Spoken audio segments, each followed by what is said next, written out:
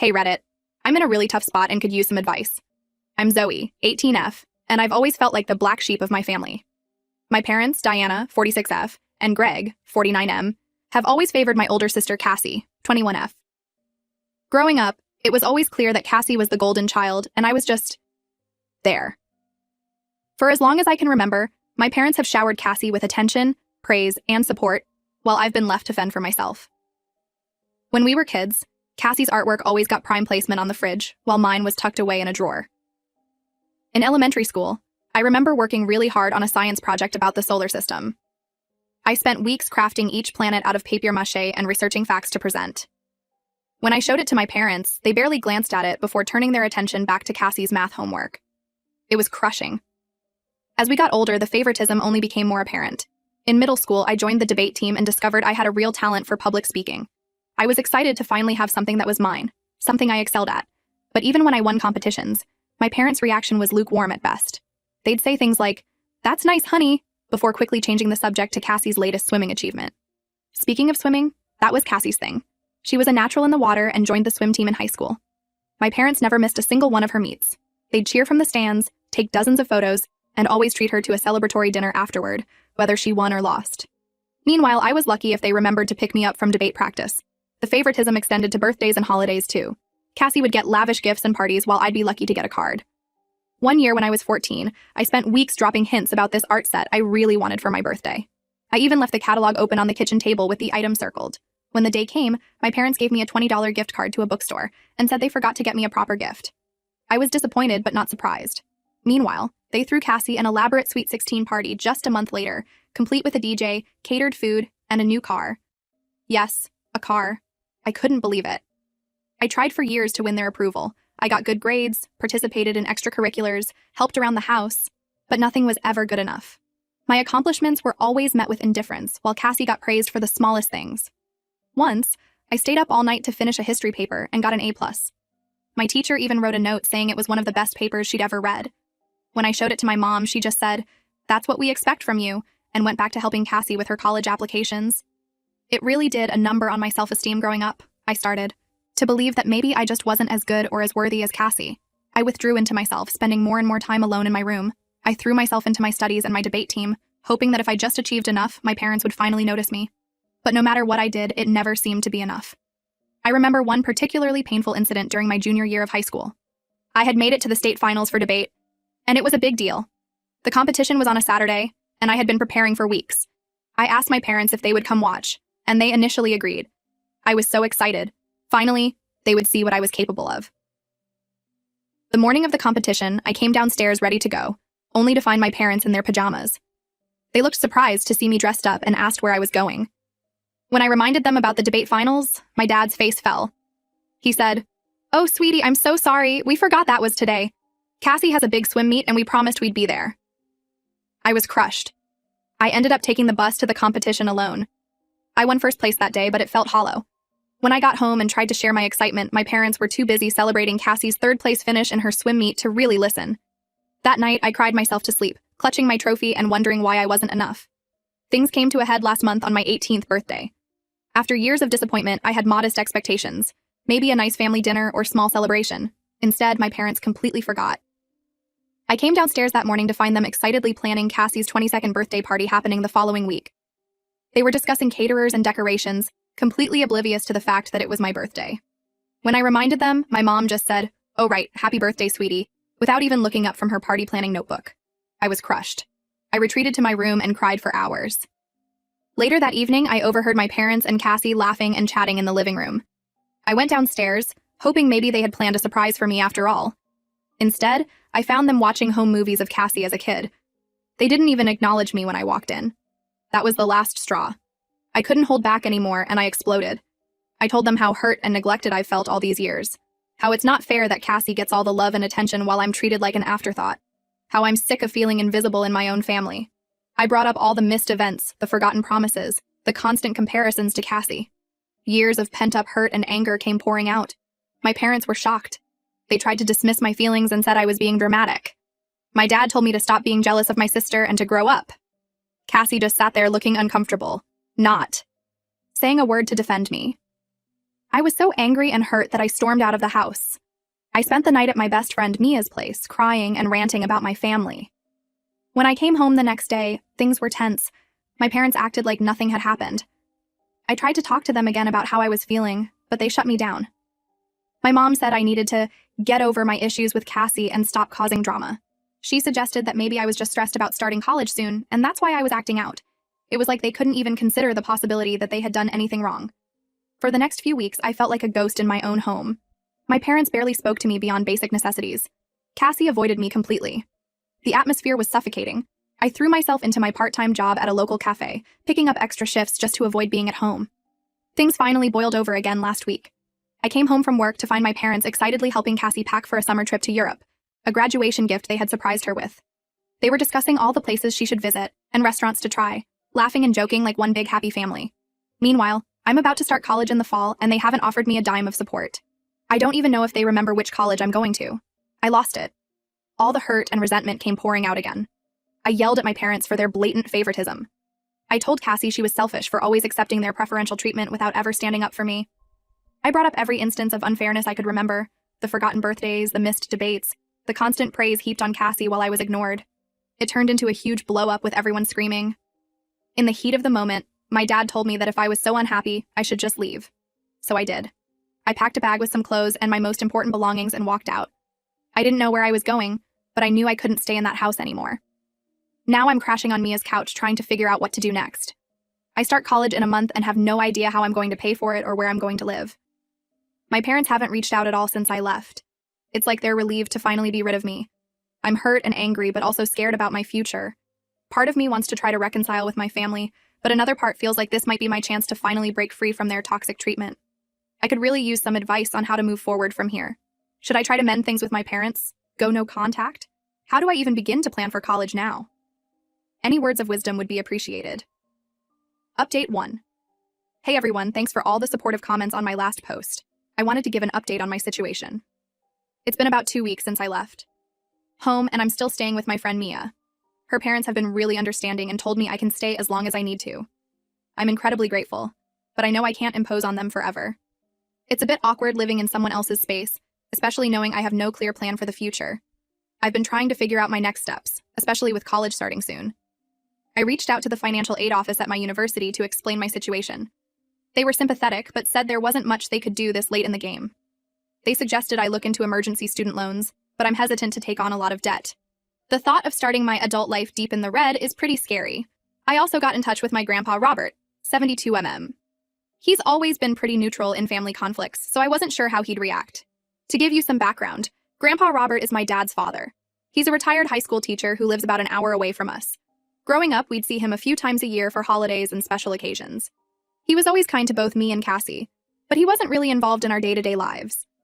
To my surprise, he was furious when I told him everything that had happened.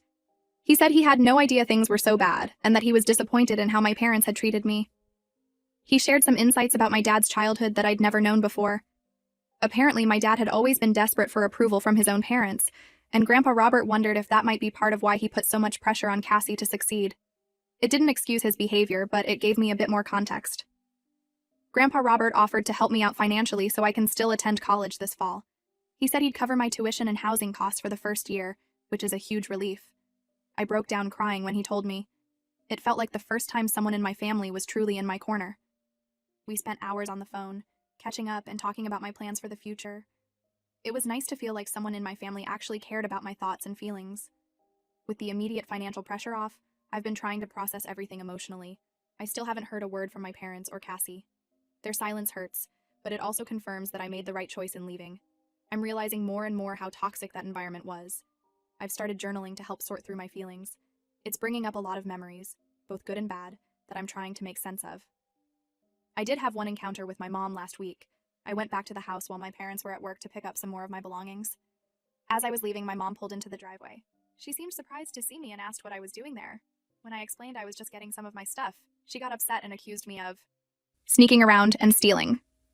I tried to stay calm and told her these were my belongings that I had every right to take.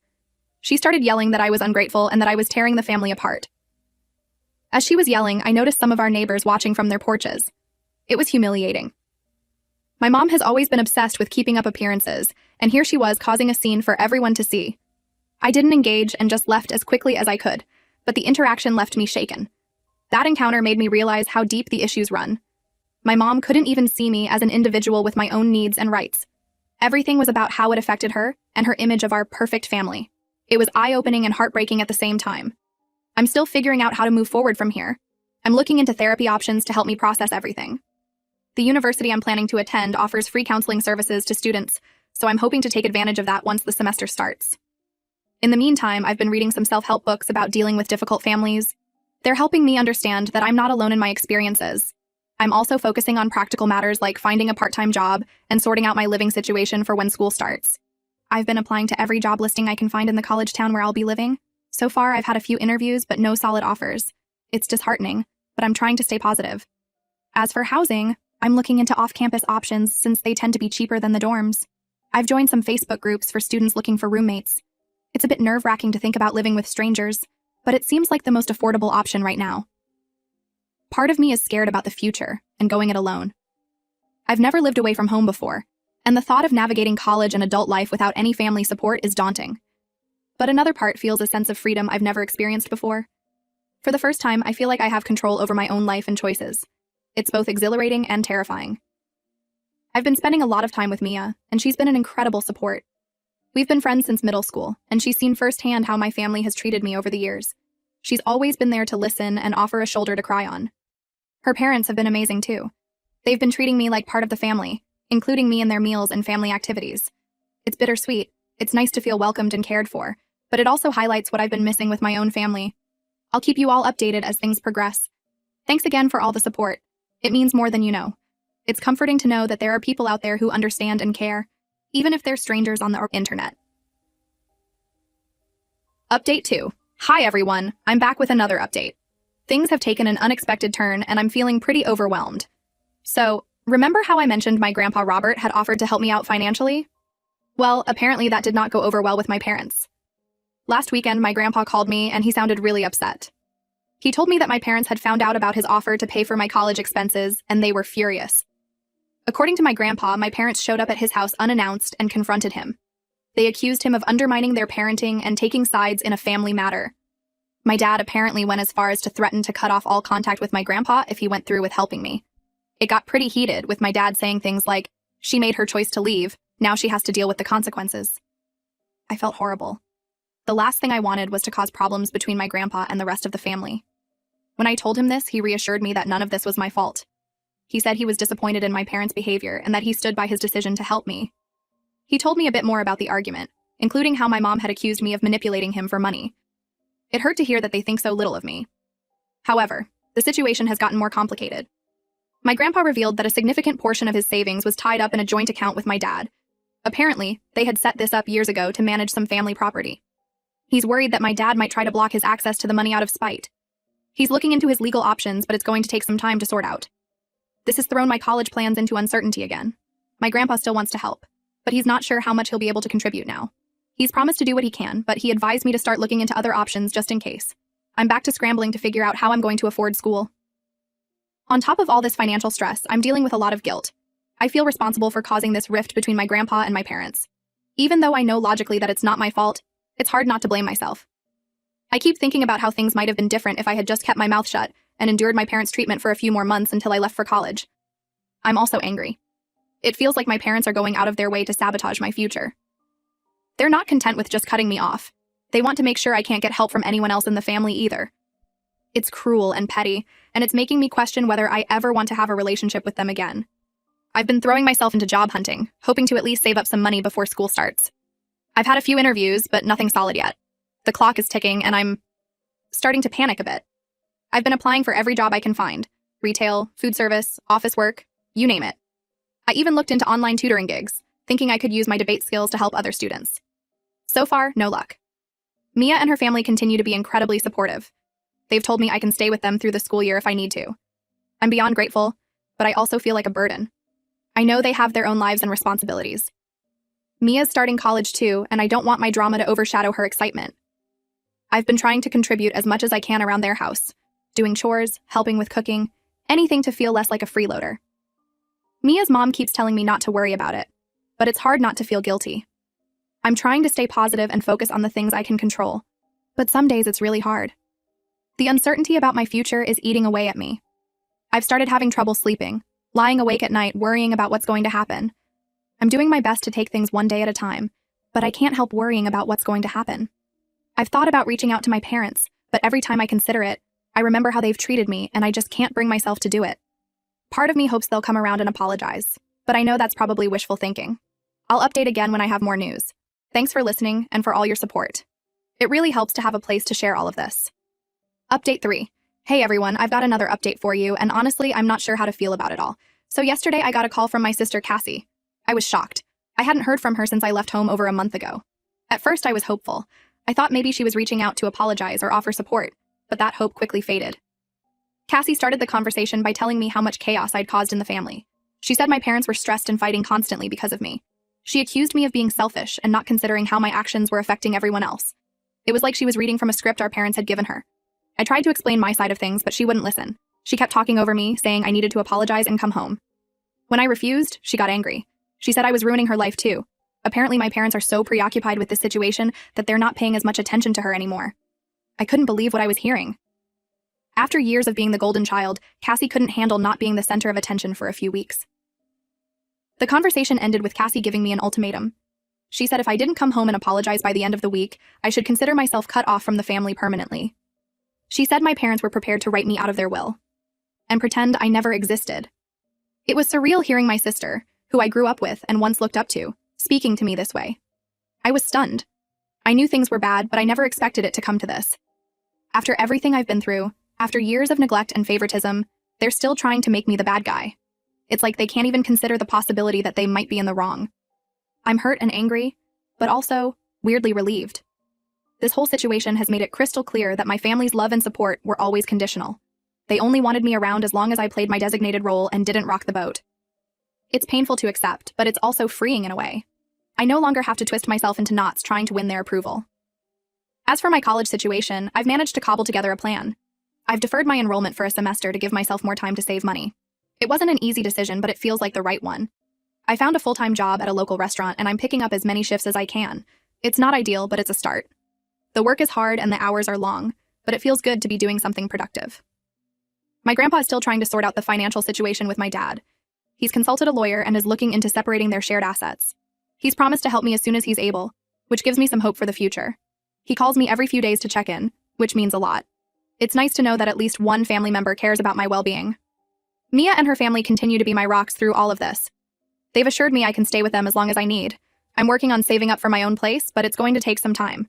In the meantime, I'm trying to be a good house guest, keeping my space clean, helping with chores, and giving them privacy when they need it. As for Cassie's ultimatum, I've decided not to respond. I'm not going to let them manipulate me anymore. If they want to cut me off, that's their choice. It hurts, but I'm starting to realize that I'm better off without their toxic influence in my life. I've spent too many years trying to win their love and approval. It's time to focus on loving and approving of myself. I'm focusing on moving forward and building a life for myself on my own terms. It's scary and overwhelming at times, but it also feels liberating. For the first time, I'm in control of my own story. I'm starting to think about what I want for my future, not what my parents want for me. It's exciting, even amidst all the uncertainty. Thank you all for your continued support through this journey. Your kind words and advice have meant the world to me. I'll update again if anything significant happens, but for now, I'm just taking it one day at a time. Here's to hoping that the next chapter of my life will be brighter than the last.